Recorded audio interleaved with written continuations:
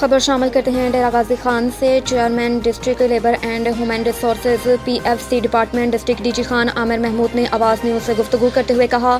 کہ چودھری وجاہت حسین پاکستان مسلم لیگ کے مرکزی صدر اور چودھری پرویز الہی پنجاب کے صدر سینیٹر کامل علی آغا مرکزی جنرل سیکرٹری اور بابا رضوان کو پنجاب کے جنرل سیکرٹری منتخب ہونے پر دلی مبارکباد پیش کرتے ہیں۔ چودھری وجاہت حسین چودھری پرویز الہی کی سربراہی میں پاکستان مسلم لیگ مضبوط اور مستحکم ہوگی۔ گزشتہ روز پارٹی انتخابات میں کارکنوں کی بڑی تعداد نے مسلم لیگ ہاؤس پہنچ کر چودھری وجاہت حسین اور چودھری پرویز الہی کے حق میں ووٹ دیے اور یہ ثابت کر دیا کہ کارکن اور عہدیداران ان کے ساتھ کھڑے ہیں۔ عامر محمود قریشی نے مزید کہا کہ سابق وزیر اعلیٰ پنجاب